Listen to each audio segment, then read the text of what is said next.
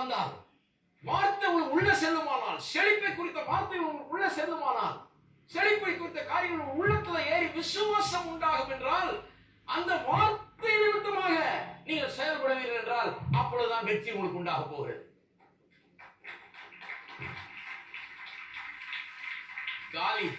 காலி வலைய கழுவுற வாழ்க்கை போய் வலை கிளியிற வாழ்க்கை. எத்தனை பேர் கையை உயர்த்தி சொல்லுங்க எல்லாரும். என்னுடைய வலை கிளியத்தக்கதாக, என்னுடைய படகு நிரம்பத்தக்கதாக, இடங்கொள்ளாமல் போக மாட்டோம்.